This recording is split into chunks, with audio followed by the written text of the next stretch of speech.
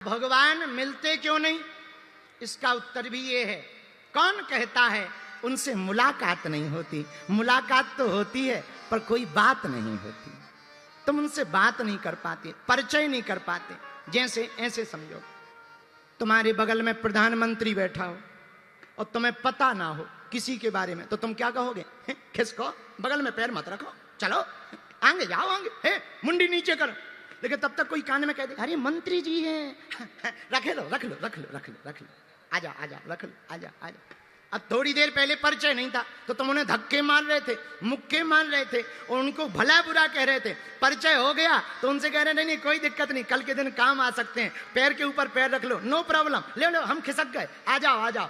ऐसे ही परमात्मा है, परमात्मा भीतर है। जब तक परिचय नहीं रहेगा तब तक तुम संसार में भगते रहोगे, उनको धक्के मारते रहोगे। कोई सच्चा सदगुरु मिलेगा, वो परिचय करा देगा तो उस परमात्मा से तुम्हारी दोस्ती हो जाएगी। आहा, लेकिन अब प्रश्न अगला, आहा वो सदगुरु कौन है? जय जय जय हनुमान गोसाई और कृपा करो गुरुदेव की। वो सच्चे सदगुरु श्री हनुमान जी महाराज हैं। हनुमान जी के जैसे देवता अगर गुरु रूप में प्राप्त हो जावे तो हमें भगवान के पास जाने की आवश्यकता नहीं है, भगवान को ही लेकर के आने की जिम्मेदारी हनुमान जी की हो जाएगी। और हनुमान जी काम ही यही करते हैं। और दूसरी बात और, जा पर कृपा राम की होई, ता पर कृपा करे सबको। राम जी की कृपा विभीषण पर हुई तो लंका में भी हनुमान जी के दर्शन हो गए, और हम लोगों पर राम की कृपा नहीं है तो भारत में भी नहीं हो रहे। वो तो लंका में रहते थे, वहां भी हनुमान जी के दर्शन विभीषण को हो गए, वहां भी विभीषण को हनुमान जी मिल गए। और हम लोग भारत में रहते हैं, हनुमान जी तो ठीक है, हनुमान जी की पूंछ तक नहीं दिख रही। कारण क्या है? हम लोग कहीं ना कहीं थोड़े मोड़े राम जी की कृपा से वंचित हैं। पर भैया राम जी की कृपा होगी कैसे? आहा भैया, तुम लोग जो कथा में बैठे हो वो कान खोलकर सुन लो, आप कोई साधारण नहीं हो। बिनु सत्संग विवेक न होई, राम कृपा बिनु सुलभ। ये राम जी की कृपा है कि हम लोग सत्संग में बैठे हैं। सत्संग में सब नहीं आते ना, सब आ जाएं तो फिर पूरा पंचकुला खाली ना हो जाए। और एक बात और हम बोलते हैं, है तो थोड़ा उल्टी टाइप की, बोलनी नहीं चाहिए पर बोले बिना रहा भी तो नहीं जाता। अगर हमारे गांव में कहावत है कि सभी कुतियां प्रयागराज जाने लगे हैं तो दोना कौन चाटेगा? सब अगर गंगा जी नहाने लगेंगे तो फिर नरक की तो दुकान ही बंद हो जाएगी, नरक कौन जाएगा? तो दोनों जगह की दुकान चलती रहनी चाहिए। भगवान इसलिए सिस्टम बना लेते हैं। बोले सुनो, कथा में सब नहीं आएंगे। बोले कौन आएगा? गोस्वामी जी ने उसका एक नियम बना दिया, जा पर कृपा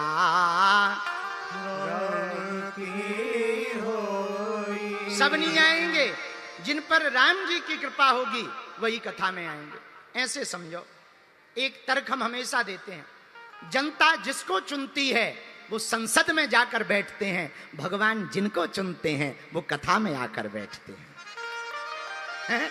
हाँ, भगवान जिनको चुनते हैं वो कथा में आकर बैठते हैं। आप लोगों को भगवान ने चुना है, अगर विचार करो ना कथा में होते तो या तो टीवी देख रहे होते या बीवी देख रहे होते, आओ आओ आओ, या पड़ोसी की या अपनी न जाने क्या कर रहे होते, आओ कहूँ चाट खा रहे होते, धक्का मुक्की खा रहे, माताएं चुगली कर रही होती, या फिर भंडारा बना रही होती, या फिर जो है सीरियल देख रही होती। तो भगवान की बड़ी कृपा है कि कथा में बैठे, ये भगवान की कृपा है। अच्छा, युवान बच्चे क्या कर रहे होते? या तो सिगरेट उड़ा रहे होते या गाड़ी चला रहे होते, कुछ ना कुछ तो उपद्रव कर ही रहे होते। आदमी कुछ ना कुछ तो करता ही है। पर धन्य भाग्यशाली पंचकुला के पागलो कि तुम्हें भगवान ने चुना है जो कथा में आकर के बैठे हुए हो।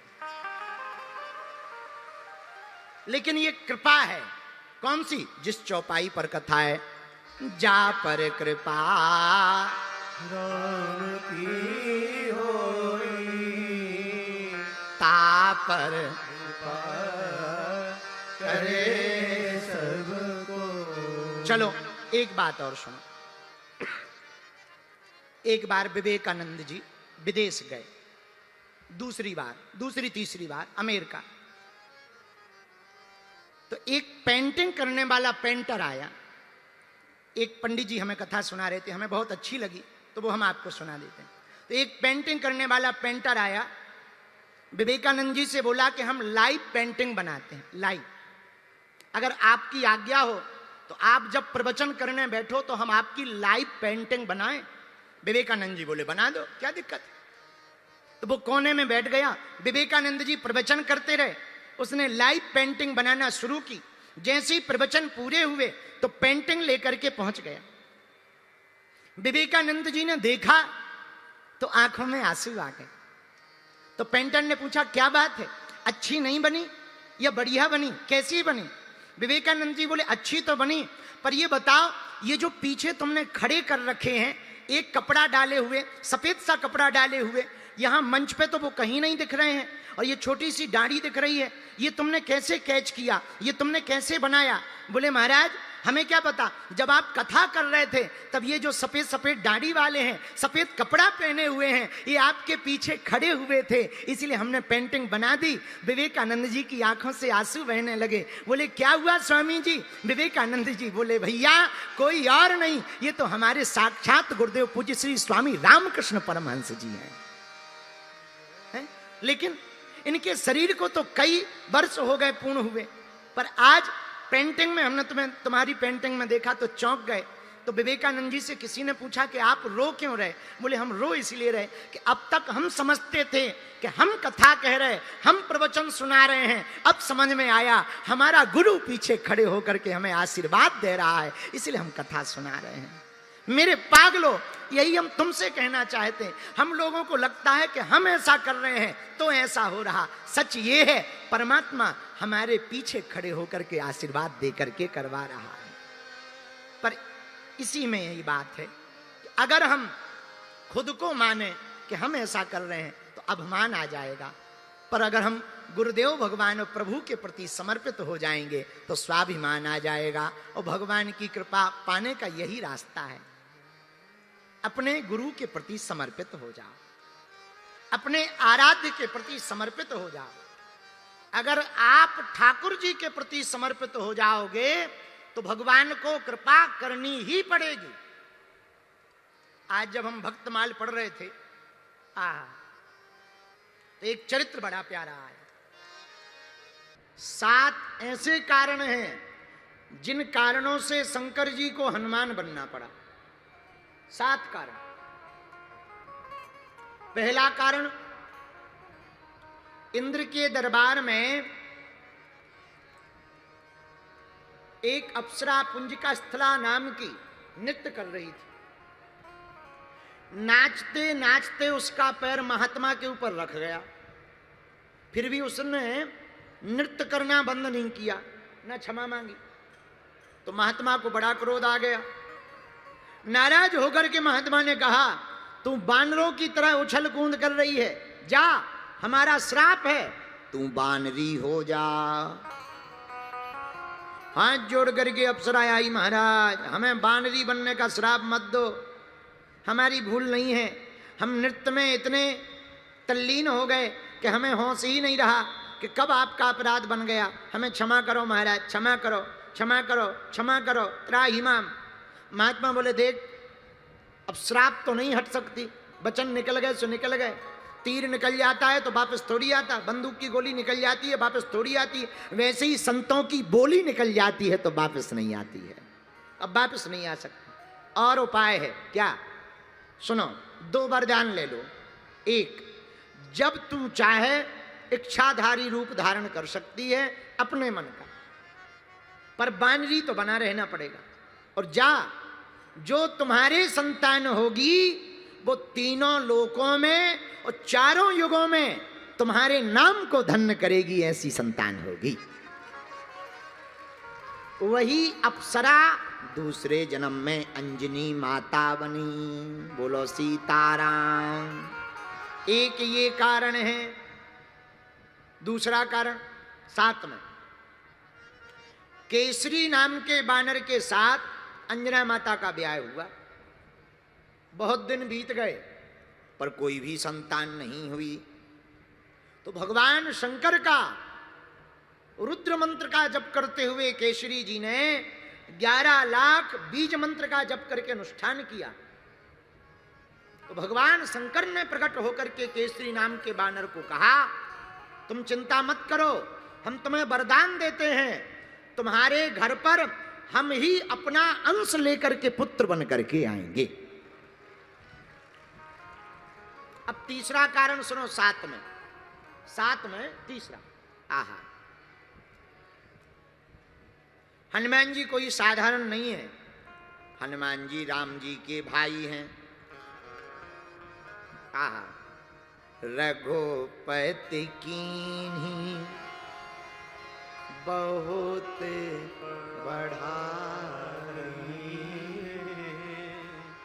तुम मम प्रिय भरतहि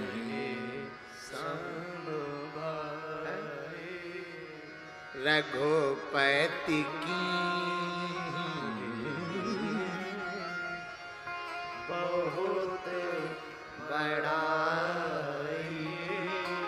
पर भैया तुम प्रिय भरतहि।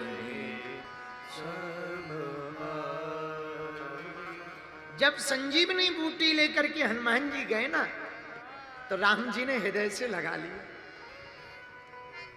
और हृदय से लगाकर राम जी बोले, भैया आज तुमको हृदय से लगाकर ऐसा लग रहा जैसे हम अपने भाई भरत को गले लगा रहे हैं। खूब बड़ाई की राम जी ने, तुम हमारे भरत के समान भाई हो। आहा, भरत जी किसके सुपुत्र हैं? कैकेयी के। कैकेयी नंदन है भरत। तो जब दशरथ जी ने यज्ञ किया, अब देखना हनुमान जी भाई कैसे हैं राम जी के। ये कोई अप्रमाणित बात नहीं है, प्रमाणित बात है। आहा, जब दशरथ जी ने यज्ञ किया प्रिय श्रोताओ, तो श्रृंगी ऋषि वशिष्ठ बुलावा, वशिष्ठ जी ने श्रृंगी ऋषि को बुलाया। यज्ञ हुआ तो अग्निदेव अपने हाथ में खीर का पायस का पात्र लेकर के प्रकट भय। आहा, दशरथ जी को सौंपा गुरु जी के माध्यम से। तो गुरु जी ने कहा, लो महाराज, अपनी तीनों रानियों को ये पायस का प्रसाद बांट दो। इसी प्रसाद के प्रताप से तुम्हारे घर पर 4 स्वरूपों में कुमारों की उत्पत्ति होगी, जो स्वयं ब्रह्म ही प्रकट होंगे। दशरथ जी महाराज ने खीर ली, पायस खीर का आधा भाग किया, कौशल्या को दे दिया। अब बचा आधा, तो आधे के 2 भाग किए, आधा भाग कैकेयी को दे दिया। आधा भाग दिया ही था, अब पात्र हाथ में रखा ही था, खीर का पत्तल जिस पर प्रसाद रखा था।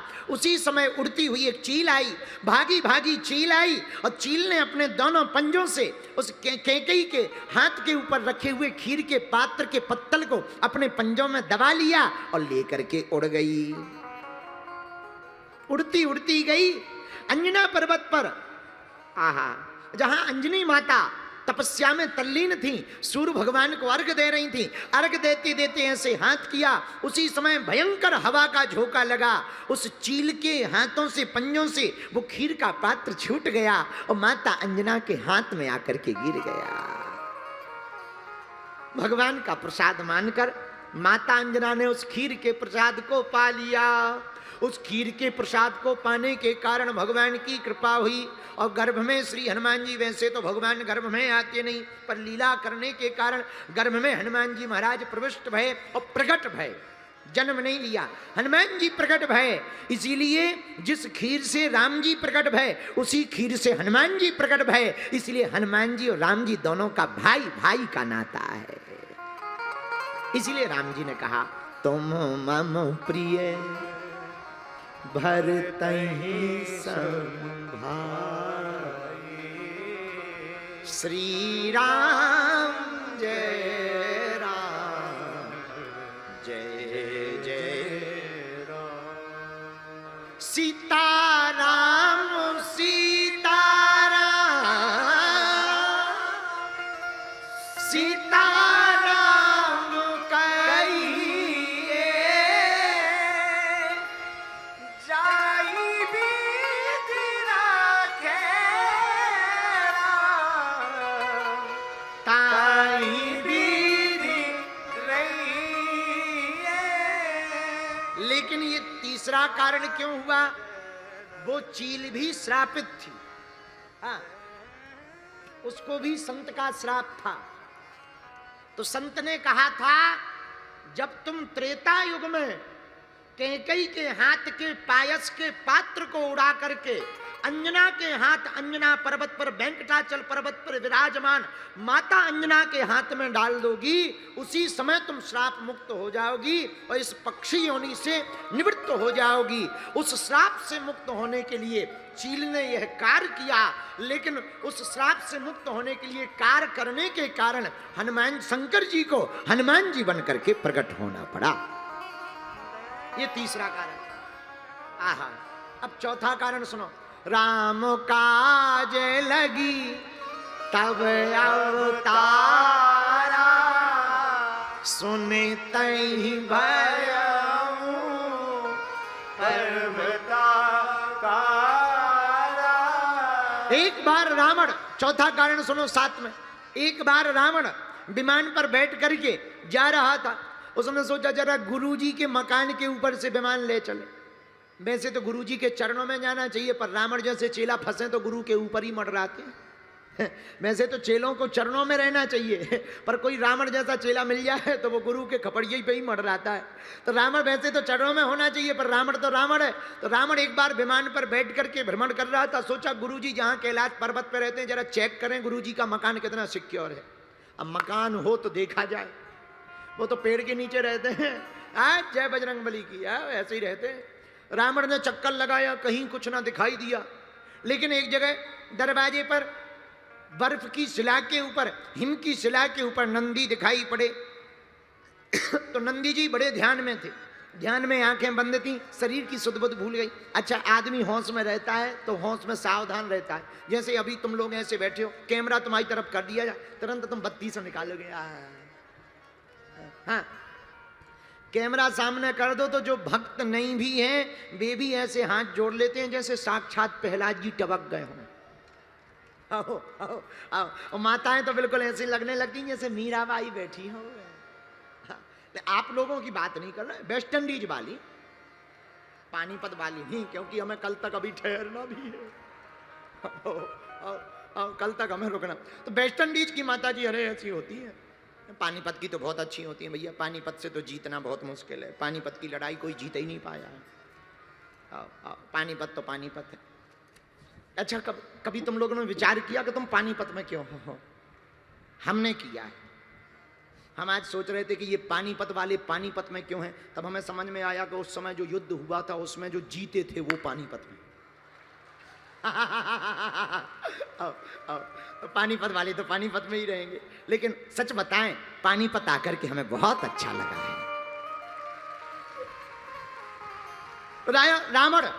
रावण ऊपर से विमान लेकर के घूमने लगा।